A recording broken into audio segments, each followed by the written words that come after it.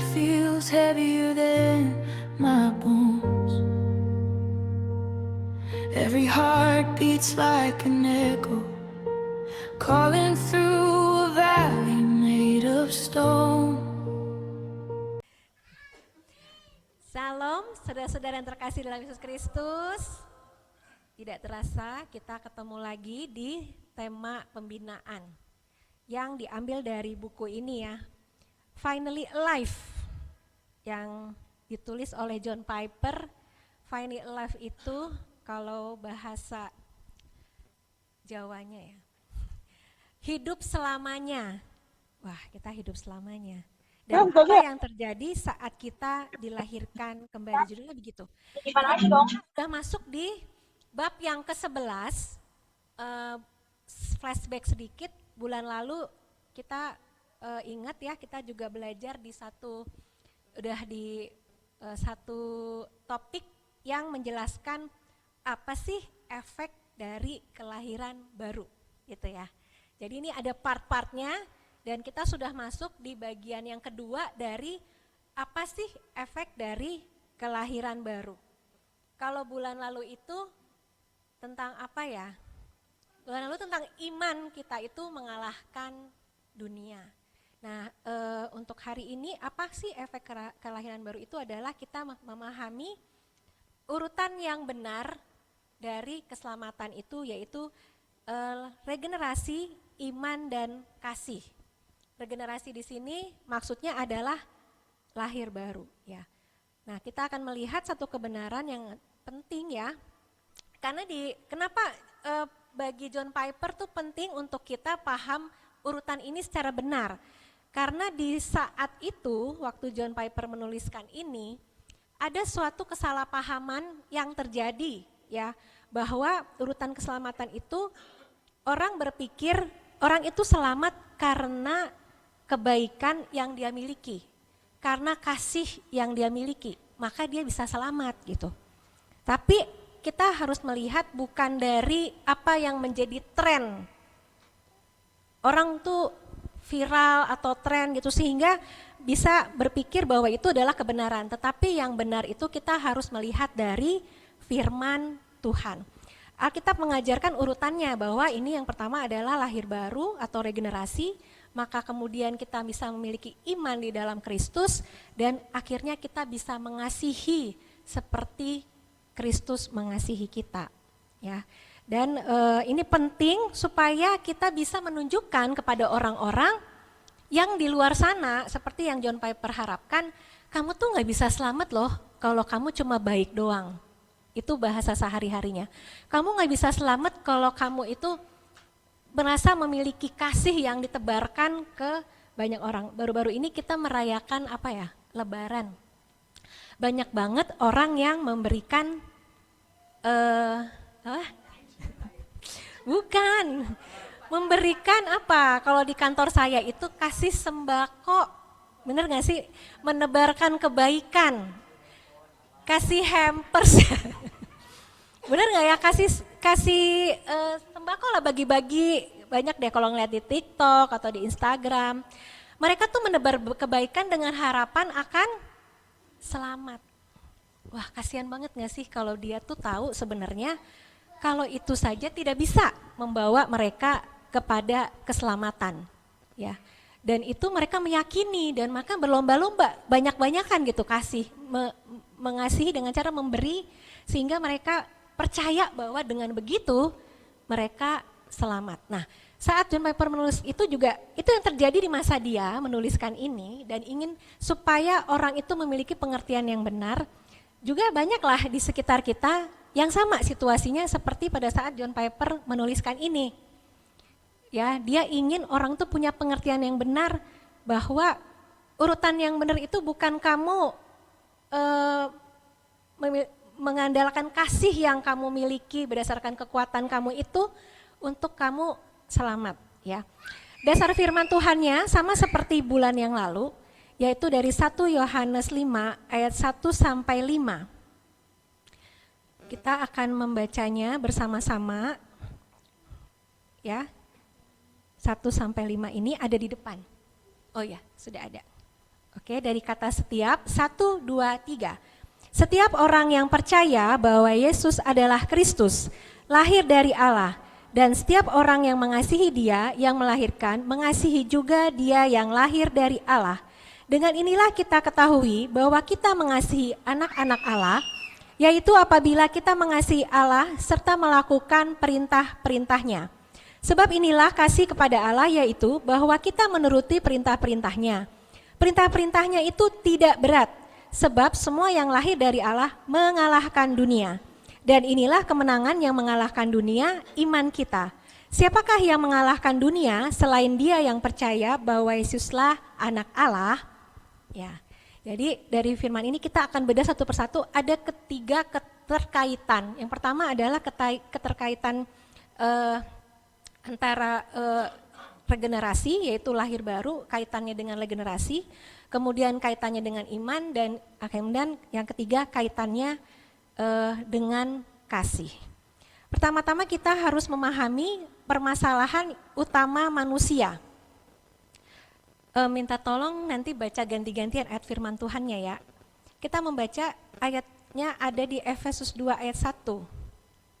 Minta tolong dari ujung sini dulu deh. Kak Wilma.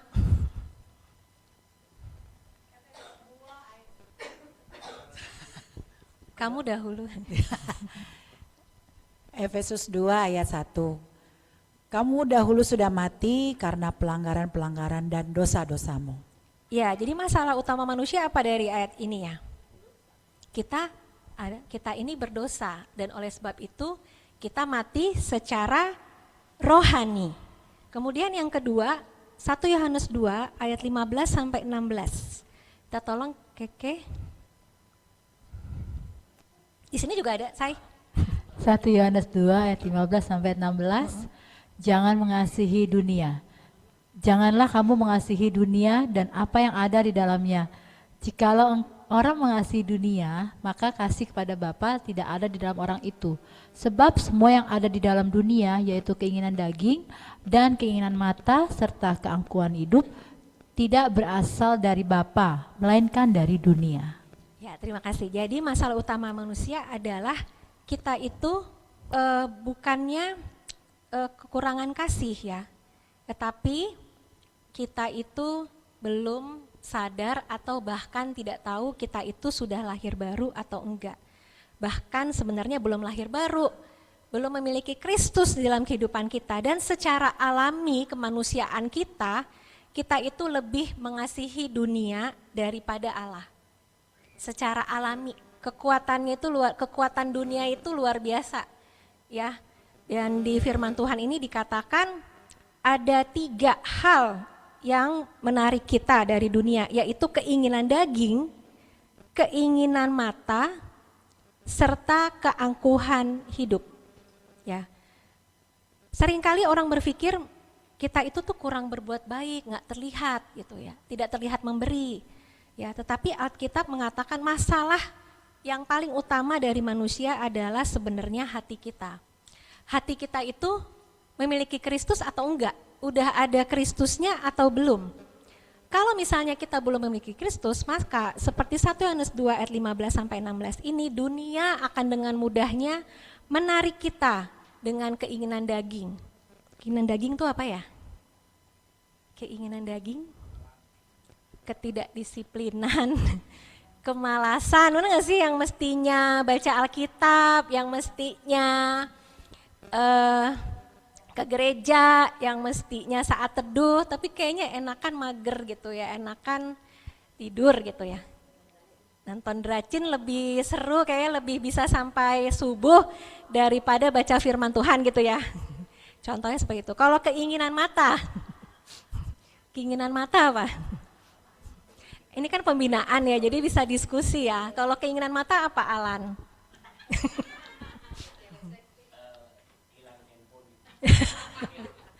Ya menginginkan milik orang lain, ngelihat tuh handphonenya ini bagus banget ya Alan ya. Jadi orang ngambil gitu handphonenya Alan ya, bukannya ngebalikin. Wah nih handphonenya jatuh nih, bukannya buru-buru ngebalikin tapi malah diambil. Itu keinginan mata ya, karena orang lain punya handphone yang punya handphone, aku kok nggak punya ya, gitu ya. Kalau keangkuhan hidup,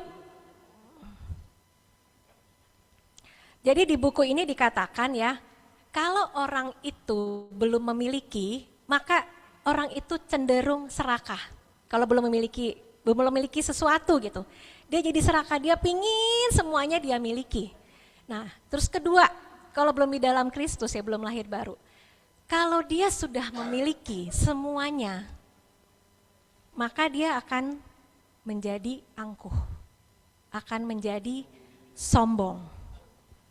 Ya, ini contohnya saya punya nasabah, nggak boleh disebut nasabah ya, customer.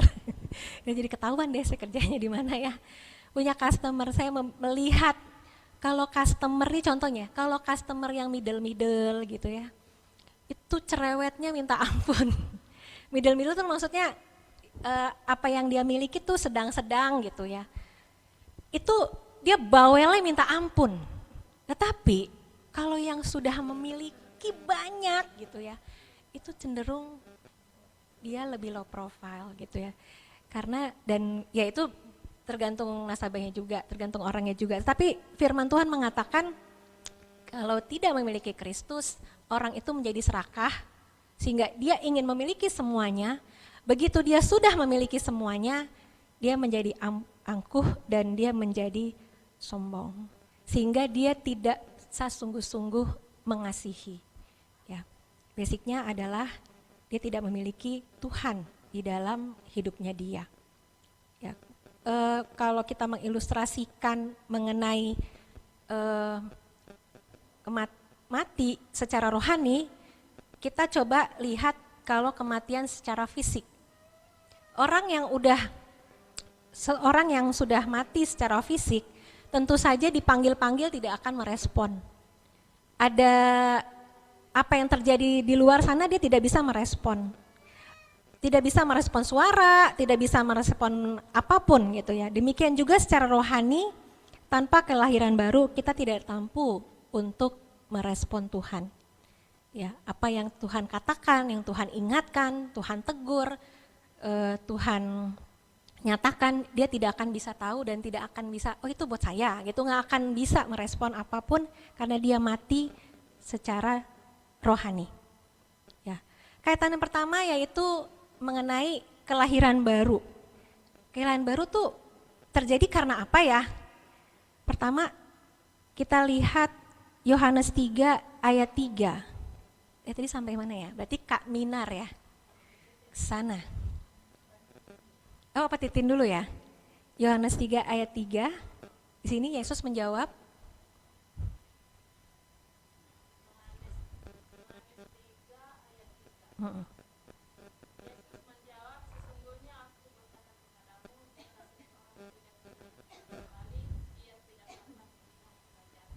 Ya, ini ceritanya ini percakapan Tuhan Yesus dengan Nikodemus ya, bahwa seseorang itu harus dilahirkan kembali sehingga ia bisa melihat kerajaan Allah. Kemudian Yehezkiel 36 ayat 26. Kak Pink. Yehezkiel 36 ayat 26.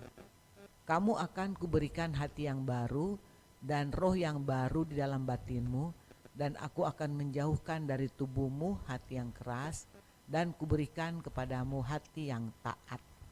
Ya, pada saat kita dilahirkan baru, proses kelahiran baru itu bukan karena kita yang mau. Maksudnya kita yang mampu gitu ya. Tetapi kelahiran baru itu adalah karya Allah. Sini ya highlightnya adalah kelahiran baru adalah karya Allah, bukan usaha kita, bukan usaha manusia. Kelahiran baru berarti Allah itu memberikan kehidupan rohani yang baru kepada kita. Dia memberikan kepada kita hati yang baru, sehingga kita bisa taat. Ya. Hati kita yang sebelumnya yang baru, belum ada Kristus di dalamnya itu hati yang masih ingin suka-sukanya kita gitu. Begitu dunia bilang A ikut A, dunia bilang B ikut B gitu ya. Tuhan bilang apa kita nggak akan dengar gitu ya. Tanda tadi mati secara rohani. Begitu kita memiliki Kristus ya, karena itu adalah karyanya Tuhan, Tuhan yang memberikan kepada kita suatu pengertian, ya Tuhan, karena itu perintah Tuhan ya. Tuhan bilang, kamu tuh harus dilahirkan kembali. Dilahirkan kembali itu seperti apa sih? Aku kasih kamu hati yang baru, hati yang taat, bukan hati yang keras. Ya. Kelahiran baru itu membuka sesuatu yang terselubung, membuka mata rohani kita yang tertutup. Ya, karena apa? Semua bagian part dari tubuh kita yang terlihat maupun yang tidak terlihat, siapa yang membuat? Yang menciptakan adalah Tuhan. Maka secara rohani pun Tuhanlah yang berinisiatif memberikan satu pengertian dan menolong kita untuk kita lahir baru, untuk kita mengerti kenapa saya mau gitu ya menerima Kristus sebagai Tuhan dan Juru Selamat. Baru-baru ini saya tuh lagi seneng banget karena kemarin libur, nontonnya bukan Dracin, bukan drakor juga. Nontonnya tuh di Netflix, namanya The Chosen.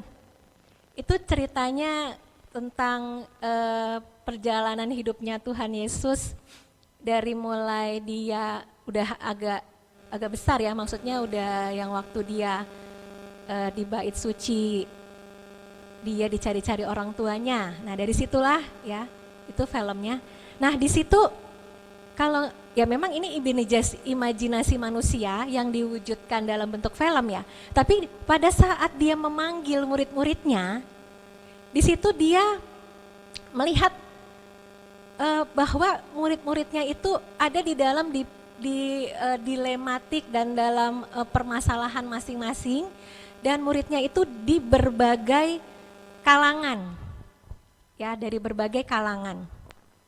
Dan hanya karena Yesus sendirilah, maka kalau dilihat dari pandangan manusia mereka mungkin aja nggak mau ikut. Tapi karena Kristus sendiri yang panggil, maka mereka ikut. Demikian juga regenerasi atau kelahiran baru ini adalah Allah sendiri yang memberikan karunia kepada kita, dan itu adalah pekerjaan Tuhan, bukan hasil usaha kita. Kemudian kaitan yang ketiga adalah iman. Iman adalah hasil dari lahir baru. Ya. Kemudian 1 Yohanes 5 ayat 1, Karineke, setiap orang yang percaya. Ini tadi udah baca sih sebenarnya, tapi diulang lagi. Oh, ya. 1 Yohanes 5 ayat 1, percaya karena lahir dari Allah. Setiap orang yang percaya bahwa Yesus adalah Kristus lahir dari Allah, dan setiap orang yang mengasihi Dia yang melahirkan, mengasihi juga Dia yang lahir daripadanya. Ya. Selanjutnya Efesus 2 ayat 8-9, Kaminar. Sebab karena kasih karunia kamu diselamatkan oleh iman, itu bukan hasil usahamu tetapi pemberian Allah. Itu bukan hasil pekerjaanmu, jangan ada yang memegahkan diri. Ya, hasil dari kita lahir baru setelah kita memiliki Kristus dalam hidup kita, kita memiliki iman. Kelahiran baru menghasilkan iman. 1 Yohanes 5 ayat 4 berkata, dan inilah kemenangan yang mengalahkan dunia, yaitu iman kita. Iman adalah hasil dari kelahiran baru dan bukan penyebabnya. Ya, banyak orang berpikir imanlah yang menyebabkan kelahiran baru. Tetapi Alkitab mengajarkan sebaliknya, kita percaya karena kita telah dilahirkan baru. Kelahiran baru itu membuat kita melihat Kristus sebagai sesuatu yang bernilai. Kristus itu sebagai sesuatu yang berharga, dan Kristuslah satu-satunya yang kita percaya dan kita pegang. Dan iman adalah respon dari hati yang baru yang diberikan oleh Tuhan. Contoh ilustrasinya apa? Oh ya, waktu di film The Chosen itu ada orang buta, ya itu di hari Sabat Yesus menyembuhkan orang buta. Jadi dia lihat orang buta, terus dia pakai tanah, terus dia ambil tanahnya, dia taruh di mata orang itu, dan kemudian ada 2 kali dia di film itu menyembuhkan orang buta, ya. Dan kemudian orangnya itu bisa melihat, ya. Demikian juga waktu kita belum memiliki Kristus, kita seperti orang yang buta, ya. Iman muncul ketika Tuhan Allah yaitu Kristus membuka mata rohani kita. Lanjut ke kaitan yang ketiga. Yang ketiga adalah kasih adalah buah dari iman. 1 Yohanes 5 ayat 3. Weni. 1 Yohanes 5 ayat 3, perintahnya tidak berat. Sebab inilah kasih kepada Allah, yaitu bahwa kita menuruti perintah-perintahnya. Perintah-perintahnya itu tidak berat. Ya, kemudian Galatia 5 ayat 6. Oh ya, nggak apa-apa. Ya, boleh. Weni lagi. Galatia 5 ayat 6, iman bekerja oleh kasih. Sebab bagi orang-orang yang ada di dalam Kristus Yesus, hal bersunat atau tidak bersunat tidak mempunyai sesuatu arti. Hanya iman yang bekerja oleh kasih. Ya, jadi hasil dari kita, tadi ya urutannya, hasil dari kita lahir baru adalah kita memiliki iman, dan iman hasil dari buah dari iman itu adalah kasih. Iman menghasilkan kasih, dan ketika kita memiliki kasih, ya ini pas kebenaran juga kita sudah ada yang sudah pernah disampaikan mengenai kasih di PLPR ya. Ini pas banget, saya juga yang suka menyampaikan hal ini ya. Jadi ketika kita lahir baru, kita memiliki Kristus, ya. Ketika kita bisa lahir baru karena Allah terlebih dahulu mengasihi kita. Allah mengasihi kita, membuat kita bisa memiliki Dia, menjadikan Kristus bagian dari hidup kita, kemudian kasih kepada, sehingga kita bisa mengasihi Allah dan juga mengasihi sesama kita. Dan dibilangnya ini perintahnya tidak berat. Maksudnya, kok bisa ya perintahnya tidak berat? Maksudnya apa? Di dalam buku ini John Piper mengatakan, ketika kita memiliki Kristus, hati kita itu berubah. Kita mulai mengasihi Allah, melihat bahwa perintah Tuhan itu adalah hal yang kita tunggu-tunggu. Perintah Tuhan itu menjadi hal yang bernilai buat kita untuk kita lakukan. Sehingga kita bisa mengasihi sesama kita melihat orang, melihat situasi, melihat keadaan, seperti Kristus lihat. Bukan seperti apa yang dunia lihat. Jadi kasih adalah bukti dari keselamatan. Kasih kalau diandaikan dengan pohon, anatomi pohon, ya, kasih itu adalah buahnya, bukan akarnya. Sehingga ketika kita memiliki kasih kepada Tuhan, ketika kita memiliki kasih kepada sesama, maka perintah Tuhan itu menjadi sukacita. Seperti pemazmur di 119 ayat 97 berkata, betapa kucintai Tauratmu, aku merenungkannya sepanjang hari. Jadi firman Tuhan itu bukan menjadi suatu hal yang memberatkan untuk kita baca setiap hari. Malah kita menunggu-nunggu, besok kita baca apa lagi yang maunya Tuhan. Perintah Tuhan untuk merenungkan firman Tuhan itu bukan sesuatu beban, tetapi sukacita, suatu kesenangan untuk kita lakukan. Karena apa? Di 2 Korintus 5 ayat 17 dikatakan, jadi siapa yang ada di dalam Kristus, ia adalah ciptaan baru. Yang lama sudah berlalu, sesungguhnya yang baru sudah datang. Karena kita adalah full ciptaan baru, Kristus memberikan kita hati yang baru, sehingga apapun yang menjadi kesukaan Tuhan, itu menjadi kesukaan kita. Kita nggak menganggap itu sebagai beban dulu, belum kita lahir baru, waktu saya belum lahir baru, kayaknya pergi untuk bertemu dengan orang menceritakan tentang Kristus itu hal yang tidak akan pernah saya lakukan. Menyediakan waktu, ya, ataupun ketemu untuk memuridkan itu bukan suatu hal yang saya pernah pikirkan sebelum saya lahir baru.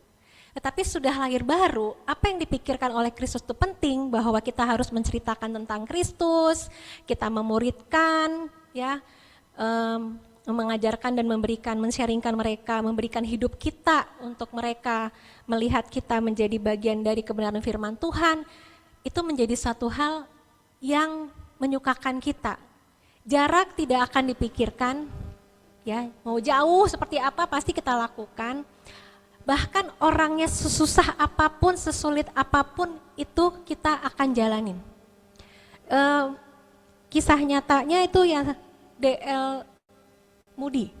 D.L. Moody adalah anak yang sangat nakal, ya nakal banget sampai dibilang tidak seakan-akan tidak ada harapan.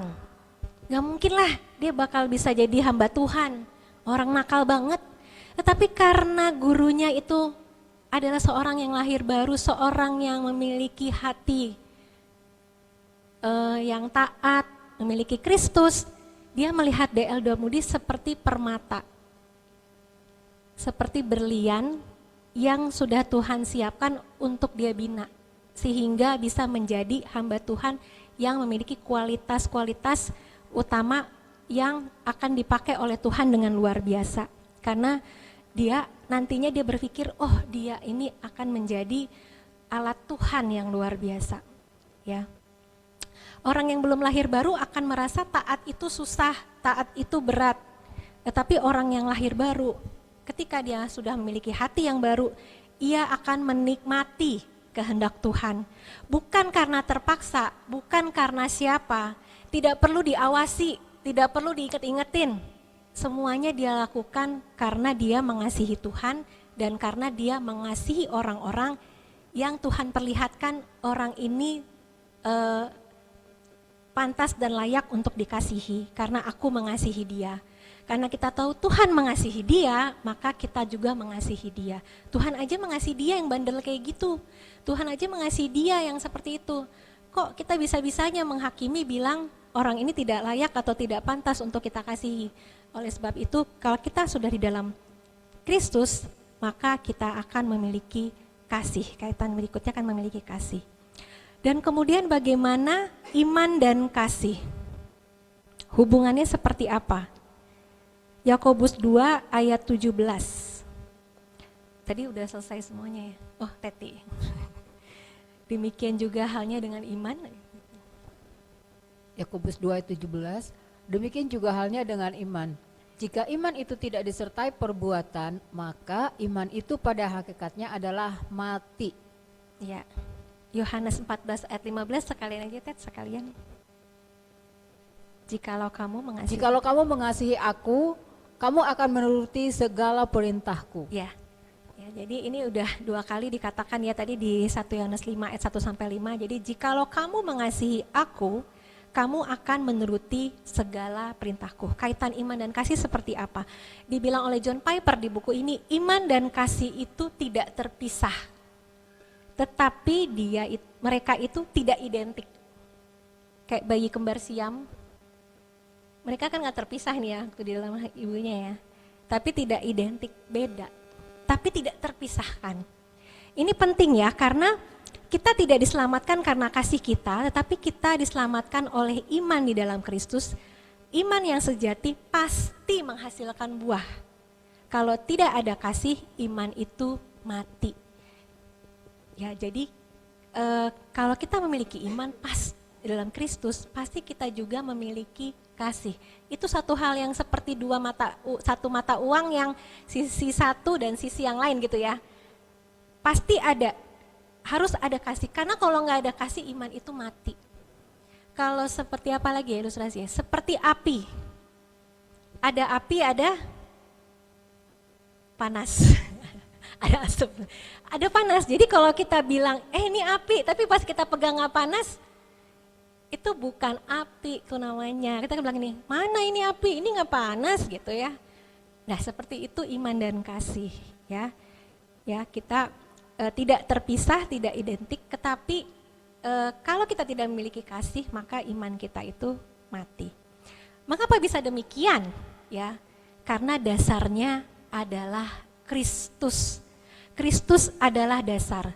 1 Yohanes 2 ayat 1 saya bacakan, anak-anakku, hal-hal ini kutuliskan kepada kamu, supaya kamu jangan berbuat dosa. Namun jika seorang berbuat dosa, kita mempunyai seorang pengantara pada Bapa, yaitu Yesus Kristus yang adil. Kristuslah yang menjadi pengantara kita. Roma 8 ayat 1, demikian sekarang tidak ada penghukuman bagi mereka yang ada di dalam Kristus Yesus. Kristus adalah dasar dari pengharapan kita. Yesus Kristus adalah pengantara kita yang sempurna. Keselamatan kita itu adalah berdasarkan kesempurnaan pengampunan dari Kristus, bukan kesempurnaan kasih kita. Kita selamat karena kesempurnaan kasih Kristus yang mengampuni semua dosa kita, bukan karena kesempurnaan kasih kita. Ya, sehingga ketika kita gagal mengasihi dalam dunia ini, pasti kita juga tidak selalu sukses mengasihi ya.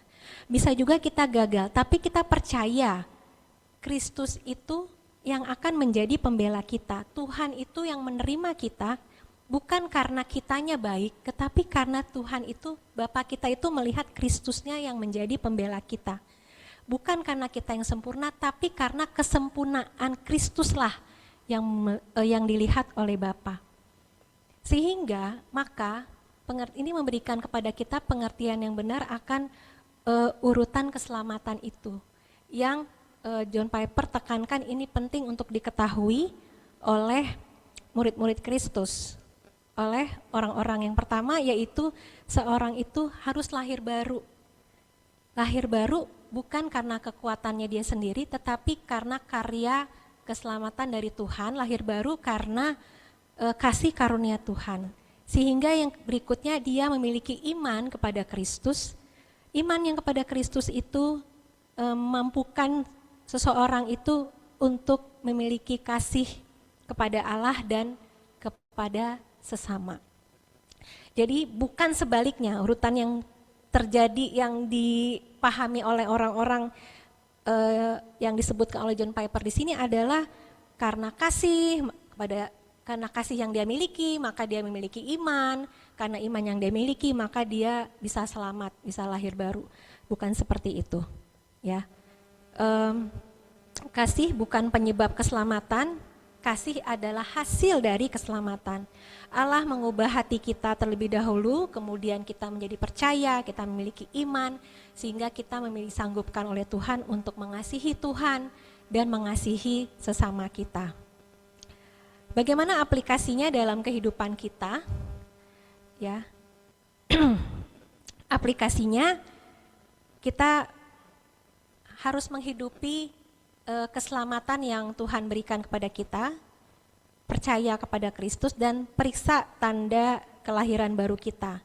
Benar nggak sih kita sudah lahir baru dengan urutan yang benar, bahwa kita lahir baru karena karya dari Tuhan, kemudian apakah kita sudah mengasihi Allah, mengasihi Tuhan, dan apakah kita mengasihi sesama kita dan mengandalkan Kristus sebagai dasar dari keselamatan kita. Hal ini juga kita udah sama-sama pelajari di bulan yang lalu ya, mengenai ada beberapa tanda kita harus cek tanda-tanda kita lahir baru. Nah ini ringkasannya ya, bahwa urutannya yaitu apakah kita sudah percaya kepada Kristus, kita sudah miliki Kristus dalam hati kita mengasihi Tuhan, dan kita mengasihi sesama kita dan mengandalkan Kristus sebagai dasar dari keselamatan kita. Kenapa sih kita harus periksa? Karena ini seperti cermin ya. Setiap hari, setiap saat pasti ngaca nggak? Waktu pagi-pagi sebelum pergi pasti ngaca kan? Yang dilihat apa? Muka kita lengkap nggak ya dandanannya? Ada bekas-bekas kita bangun tidur nggak nih di mata, apa bersih enggak? Lah sama seperti itu kan fisik kita, sama seperti rohani kita, itulah cermin rohani kita, ya. Apakah kita sudah benar lahir baru? Itulah cermin kita menghidupinya di dalam kehidupan kita. Namun kita tidak perlu khawatir ya. Di situ dibilang, John Piper bilang kita tuh punya pengharapan. Ya, dalam kita menjalani kehidupan kelahiran baru kita punya pengharapan. Yang pertama di Filipi 1 ayat 6. Akan hal ini aku yakin sepenuhnya, yaitu ia yang memulai pekerjaan yang baik di antara kamu akan meneruskannya sampai pada akhirnya pada hari Kristus Yesus. Mungkin kita berpikir, aduh aku sanggup nggak ya? Aku bisa nggak ya menghidupi ini? Ingat bahwa pengharapan kita itu ada pada Kristus, ya. Bahwa Tuhan itu yang akan menyelesaikannya bagi kita. Tuhan tuh sangat yakin kok kita bisa menjalani kehidupan kekristenan kita, kehidupan lahir baru kita dengan benar, dan kita juga bisa meyakinkan orang lain, ya, bahwa mereka bisa hidup di dalam Kristus juga dengan cara yang benar. Kasih yang terbesar yang kita bisa berikan kepada sesama kita adalah kasih yang bersifat kekal, bukan pemberian-pemberian yang tadi ya, pemberian-pemberian yang sesaat. Ya itu bagus sih, kasih memberikan itu juga bagus. Tetapi kasih yang terbesar adalah ketika kita bisa membawa dia untuk memiliki hidup yang kekal, itulah kasih yang terbesar. Ya, kita meyakini dia bahwa nantinya setelah dia memiliki Kristus, dia akan selamat bersama-sama dengan Tuhan di surga. Yang kedua, pengharapan kita adalah Yesus yang menjadi sumber iman kita.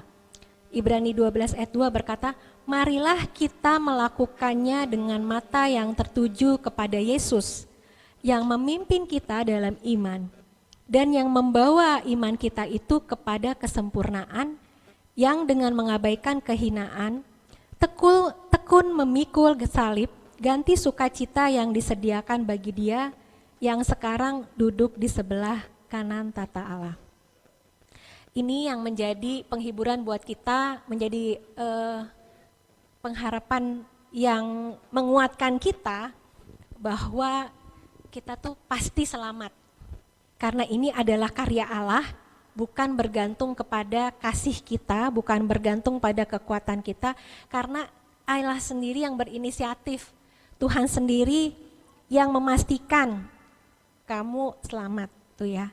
Kita percaya, kita miliki iman kepada Dia, kemudian kita mengasihi, disanggupkan untuk mengasihi, melihat segala sesuatu karena hati kita yang baru, kita melihat segala sesuatu seperti Tuhan melihat, karena Kristus sempurna, maka kasih yang kita miliki pun akan sempurna. Setiap hari, setiap saat Tuhan menyempurnakan kasih yang kita memiliki di dalam hidup kita karena Dia itu hidup di dalam kita. Mari kita menghidupi kehidupan kita dengan pengharapan Yesus itu yang ada di dalam kehidupan kita itu yang menyanggupkan kita untuk kita bisa membawa orang-orang kepada Kristus dan memiliki ini ya, urutan keselamatan yang benar, bukan memiliki pemikiran yang terbalik. Itu yang John Piper bilang, kalau seseorang memiliki urutan pengertian tentang urutan yang benar, maka keselamatan itu akan dia kerjakan dan bukan karena kekuatan dia, ya karena Kristuslah yang menjadi dasar. Dan hendaknya ini juga yang akan menjadi dasar dan terus menjadi dasar dalam kehidupan kita untuk kita menghidupi keselamatan kita, sehingga kita selalu melihat dunia itu seperti Tuhan Allah melihat dunia dengan kasih. Demikian firman Tuhan hari ini tentang regenerasi iman dan kasih. Mari kita satu di dalam doa. Tuhan Allah Bapa kami yang bertata di surga, kami sungguh bersyukur karena kami memiliki Engkau dalam kehidupan kami. Kami bersyukur Engkau yang memilih kami dan Engkau yang menyanggupkan kami untuk kami hidup di dalam Engkau. Kami ada sebagaimana kami ada bukan karena mau kami saja, tetapi Engkau yang bekerja dalam segala sesuatu untuk kebaikan kami.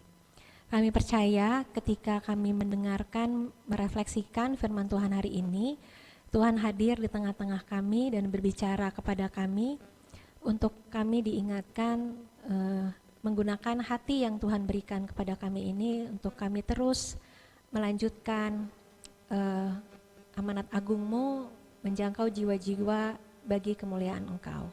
Terima kasih ya Bapa dan Tuhan yang sempurnakan, Tuhan yang berbicara kepada kami semua, Tuhan yang mensangkupkan kami untuk kami hidup terus di dalam Engkau. Ketika kami menghadapi kegagalan, kami percaya Engkaulah yang sempurna itu yang akan menolong kami menyempurnakan segala sesuatu yang kami lakukan, dan Tuhan yang terus memberikan kekuatan bagi kami. Inilah doa kami di dalam nama anak-Mu Tuhan kami Yesus Kristus, Tuhan dan Juru Selamat kami yang hidup, kami berdoa. Amin. So I scream